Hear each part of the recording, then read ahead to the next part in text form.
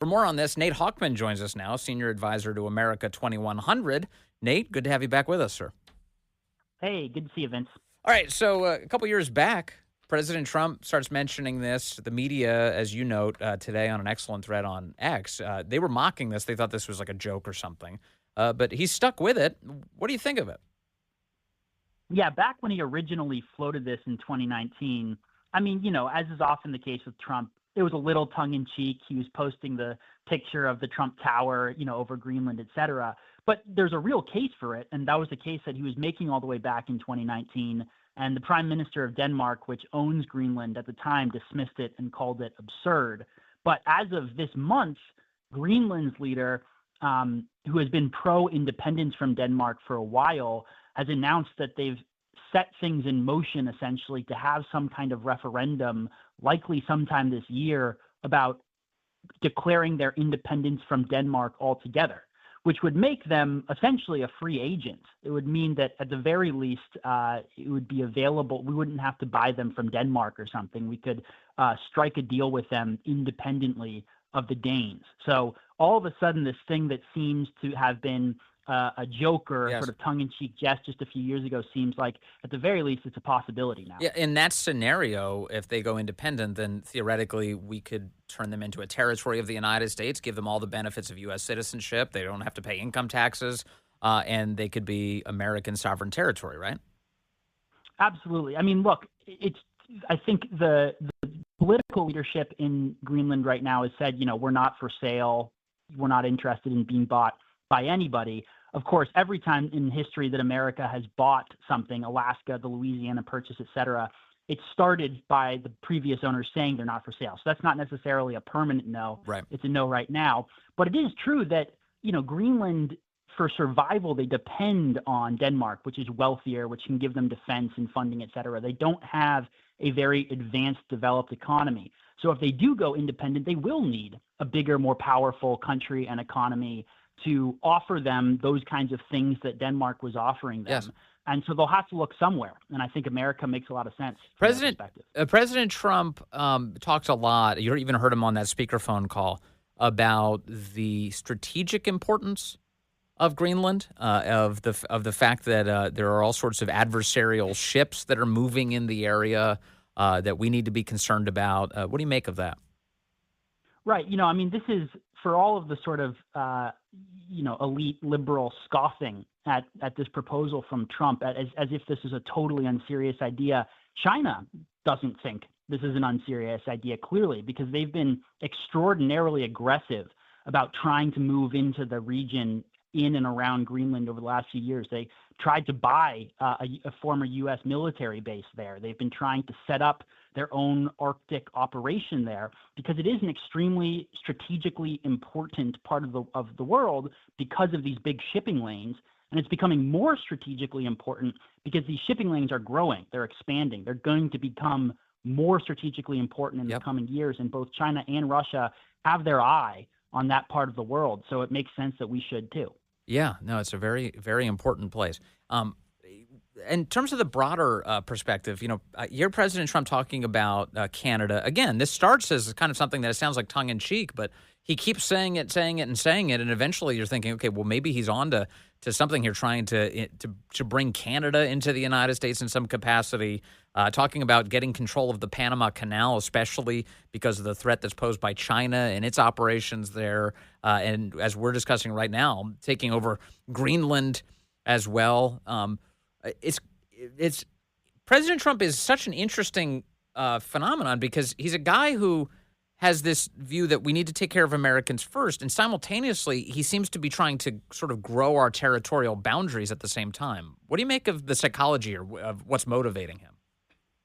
Yeah, well, the Panama Canal is the least sort of out there or controversial of the three. I mean, giving up the Panama Canal, giving over, relinquishing control of it was very controversial at the time when America did it. And actually, Ronald Reagan was staunchly opposed to ever giving up control of the Panama Canal. He said, we built it, we paid for it, it's ours, right? So he lost that debate, but I think Trump is totally on side in bringing that debate back up. I don't think we ever should have given it up.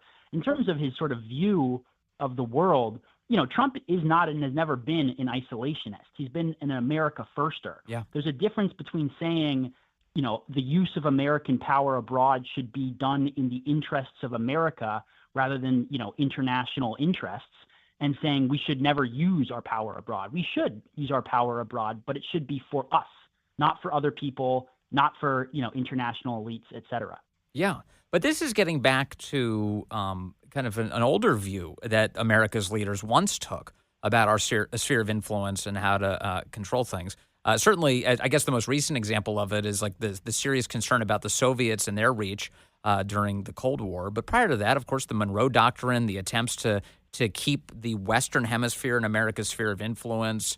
Teddy Roosevelt also had his own corollary to exert influence over the Western Hemisphere. President Trump, for the first time in a long time, is a president who seems very interested in securing an entire hemisphere on behalf of the United States. That's exactly right. And, I think he's totally right about that. I think America is a superpower. It would be foolish not to use that power as aggressively as possible to secure our interests, to secure American interests, to secure the interests of the American people. I think the problem over the last 40 years or so is that American leaders have lost confidence in ourselves, in our country. They've felt that there's something wrong or immoral or cruel about America pursuing its interests aggressively. And Trump doesn't feel like that. And I think that's refreshing to a lot of people. Right. And a lot of that is animated by the self-loathing that the left has been preaching for so long, which is that America is broken. It's a bad place. America is evil. It's responsible for all sorts of destruction, and you shouldn't have any pride in it. Well, then, of course, when somebody talks about expanding America's footprint, then the very same left defaults to the idea, well, no, we don't deserve any of this. We don't even deserve borders for the country that we have. That's exactly right. And, I think that thinking has actually even infected some of the sort of hawkish neoconservative wings of the right, where for them, they are very interested in projecting American power abroad, but it can't really be about us. It has to be about human rights, about spreading democracy. It has to be on behalf of anyone and everything under the sun except for the American people. Yeah. So, both sides have really sort of shied away from aggressively pursuing our interests. Well, I've noticed in that latter example that a lot of that American power projection has nothing to do with our own borders. So it is on other continents, in other conflicts. You get Michelle Obama posing for Instagram photos about Boko Haram. And yes, that's what Boko Haram is doing is a complete nightmare. But meanwhile, American power brokers seem to have either little interest or straight contempt for the idea that America can preserve its own border, when the cartels and in concert with the Chinese are killing nearly 100,000 Americans a year, and no serious effort to try and stymie the cartels and what they're up to. No, precisely. I mean, the border is a perfect example. If any serious look at mass migration to end the immigration crisis to America, you can have every border security proposal you want and implement it. But to truly stem the tide, you actually need to be pretty aggressive south of the border, right? You need to force South American countries to accept the people you want to deport. You need, those repatriation agreements. Yes. You need to get South American countries to intercept migration flows as they come up to the border. You can't just build a wall, although obviously you do need to build a wall. Mm-hmm. You need to use American power and exert it on other countries in our hemisphere if you're actually going to do those things. That's how you secure the border. And I think, Trump understands that. Finally, as watching Trump as you do and kind of seeing how he operates and the ideas that he's now floating and the efforts he's pursuing, it does seem to me that maybe as he's getting a little bit older, but certainly having been through the ringer, already been president of the United States before, he has a self-confidence right now that I don't think I've ever seen. And this is a guy who overflows with ego, for sure, overflows with confidence. But he almost seems relaxed as he undertakes this second go at the presidency. What do you think of that? Yeah, I think that's totally right. And I think, anyone who's been through what President Trump has been through and made it out the other side probably does gain even some extra confidence. But I also think, he won this historic election with a historic electoral mandate. Mm-hmm. This is what actually exercising your electoral mandate looks like. he was given, the support of the majority of the American people. And that means that I think he's immune from some of the criticisms that the left tried to throw at him the first time around. And this is what a Trump presidency in the wake of that is going to look like. Yeah. It's fascinating to watch it take place, and we're not even there yet. It starts in 13 days. In the meantime, Nate Hochman, thank you very much for coming on. Happy New Year to you. Always good to chat, sir.